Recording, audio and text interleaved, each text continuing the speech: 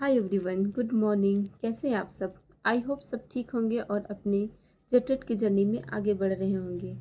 चलिए, वेलकम है मेरी अपने यूट्यूब चैनल संघर्ष जीत की में। और आई होप आप सब ठीक होंगे और अपनी जेटेट की जर्नी में आगे बढ़ रहे होंगे। मैं भी ठीक हूँ और मैं भी अपनी जेटेट की जर्नी में स्टेप बाय स्टेप आगे बढ़ रही हूँ।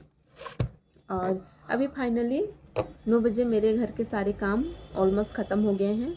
मैंने अपने बेटे को भी स्कूल भेज दिया है और अभी मैं और मेरी छोटी बेटी जो खेल रही है और अभी मेरा स्टडी का टाइम शुरू हो गया है।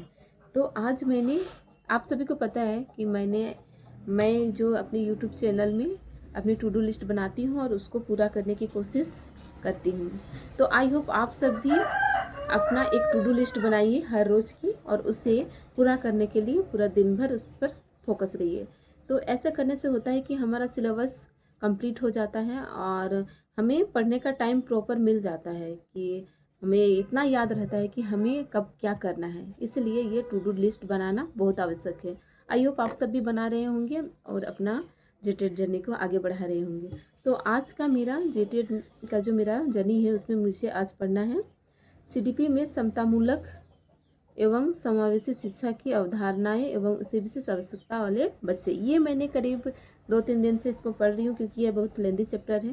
तो इसको मैं कुछ छोटे छोटे टॉपिक्स में डिवाइड करके पढ़ रही हूँ। और हिंदी में मुझे पढ़ना है संज्ञा। संस्कृत में मैंने एक आधा घंटे की क्लास ली है यूट्यूब से।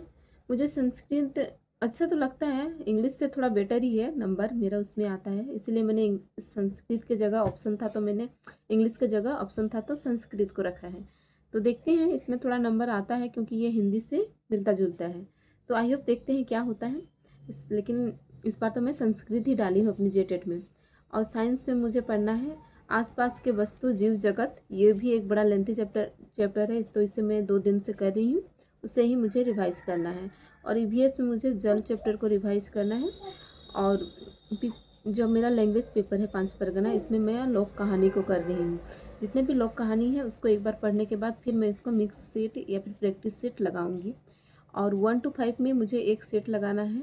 और कल मैंने एक सेट लगाया था। आई होप इतना नंबर कम आया था, क्या बताऊँ, बहुत नंबर कम आया था। बस कितना कस हिंदी में मेरा आउट ऑफ 50 13 नंबर आया था, 15 में से 13 नंबर। और सीडीपी में आया था, जो था पूरा 30 क्वेश्चन था, उसमें उसमें 25 आया था। उसमें ऑलमोस्ट थोड़ा ठीक था, लेकिन इतना हम लोग पढ़ने के बावजूद, इतना टाइम निकालने के बावजूद भी इतना कम मार्क्स आता है। इसीलिए हमें ज़्यादा सिलेबस कवर करने पर फोकस नहीं रहना चाहिए। हमें उस पर जो से बेस्ड क्वेश्चन है उस पर फोकस रहना चाहिए। क्योंकि पढ़ाई तो मैं हमेशा कर ही रही हूँ, छोड़ी तो कभी उतना नहीं हूँ। बाई चांस कभी 1-1.5 हफ्ता छूट जाता है जब गाँव जाना होता है। लेकिन मैंने थ्योरी क्लास बहुत की है, बहुत पढ़ी हूँ थ्योरी वाला, बट नंबर्स नहीं आते हैं दोस्तों। इसलिए आप लोग थ्योरी पर ज़्यादा फोकस मत करिए, मतलब उसको एक बार पूरा करने के बाद उससे बेस्ट हमें एमसीक्यू करनी चाहिए। आई होप मैं भी अब यही करूँगी। देखती हूँ, ज़्यादा क्वेश्चन पर ज़्यादा ही करना है क्योंकि थ्योरी पढ़ने के बाद भी हमें उतना याद नहीं रहता है। मतलब क्वेश्चन अलग ही पूछते हैं, थ्योरी थोड़ा नॉर्मल लगता है लेकिन क्वेश्चन उससे हट के आता है। बहुत बार मैंने देखा है इस तरह से। तो देखते हैं क्या होता है। अभी तो चल ही रहा है तैयारी और समझ में नहीं आ रहा है किस मोड़ पर जा रहे हैं। इतना दिन से तैयारी कर रहे हैं, पता ही नहीं चलता कि पता नहीं क्या होगा। ये आँख बहुत फड़क रहा है दोस्तों कुछ दिनों से, पता नहीं कुछ क्या होता है, आई डोंट नो, बट बहुत फड़क रहा है। हमें अपना, मैं सोचती हूँ कि इतना दिन से कर रही हूँ कुछ नहीं हो रहा है। बोलने में भी लगता है कि चलो इतना दिन से पढ़ रही है कुछ नहीं कर रही है, बट क्या करें, कुछ हो तब ना।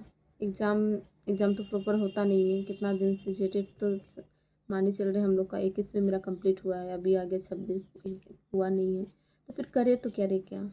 और सीटेट तो मैंने दिया है 1 to 5 वाला मेरा क्वालिफाई। 6 to 8 इस बार डालना था पर मैं डाल नहीं पाई, तो वो तो छूट ही गया। पर अभी जेटेट है, इसी पर फोकस करते हैं। और कुछ एग्ज़ाम तो मैंने वैसे दिया नहीं है इस बार, लेकिन झारखंड से आने वाले सारे एग्ज़ाम को देना है।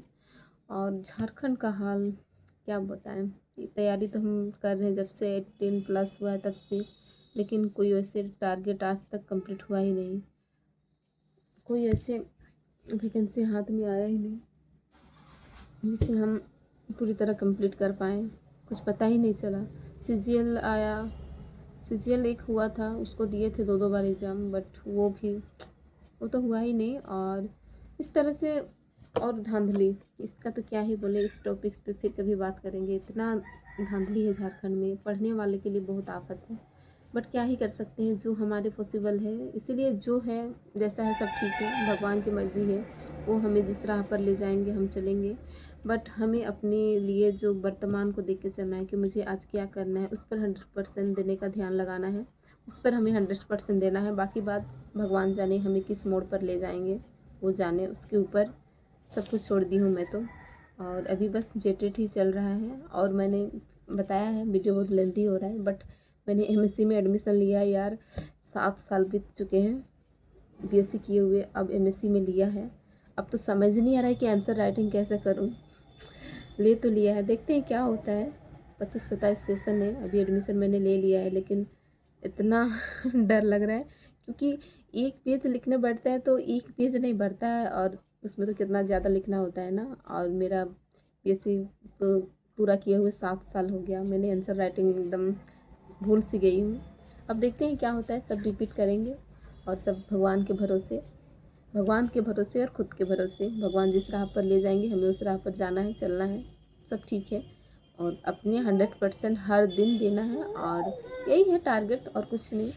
और चलिए, आप सब यदि मेरे वीडियो देखते हैं और किसी भी एग्ज़ाम की तैयारी करते हैं तो प्लीज़ कमेंट करिए आप लोग किस तरह से पढ़ाई करते हैं। मैं तो वैसे ही छोटा सा टारगेट बनाती हूँ, और फिर उसके पीछे मतलब अपने सारे काम को भी देखते हुए फिर इसी के पीछे मैं आगे बढ़ने लगती हूँ। जैसे मैं मैरिड हूँ, मेरे बच्चे हैं, तो उनको प्रॉपर उनको ध्यान देना होता है। उनको स्कूल, बेटा को स्कूल पहुँचाना मैं खुद पहुँचाती हूँ, फिर वापस भी मैं लाती हूँ, फिर उसका होमवर्क सारा कुछ मुझे ही करना है। और उसके साथ ही मुझे अपना ये टू डू लिस्ट जब मैं बनाती हूँ रोज़, इसको कंप्लीट करने की कोशिश करती हूँ। बंदर खिड़की में चढ़ गई है, खिड़की से ही देख रही, खेल रही है। तो आई होप बच्चे के साथ ही तो सही कुछ तो करना है। चलिए देखते हैं, मिलते हैं नेक्स्ट वीडियो में। और तब तक के लिए आप अपना ख्याल रखें, और अपने बच्चों का, अपने परिवार का भी ख्याल रखें। Thank you for the watching. और आप वीडियो देखते हैं तो एक लाइक और एक सब्सक्राइब दे दीजिए, जिससे मुझे भी मोटिवेशन मिले कि मैं भी रोज़ वीडियो बना पाऊँ। क्योंकि मेरा चैनल पता नहीं, मैं तो बहुत दिन से सोच रही थी यूट्यूब, लेकिन इतना डिफरेंट है पता ही नहीं था। दूसरों का चैनल देख के लगता है कि कैसे कितना अच्छा ग्रो करता है, बट मेरा चैनल अभी कोई ना, भगवान की मर्जी है। मैं तो कोशिश ही करूँगी ना, आगे भगवान के भरोसे वो मुझे जिस राह पर ले जाए। चलिए, मिलते हैं नेक्स्ट वीडियो में। Thank you for the watching. Bye bye and take care. Best of luck.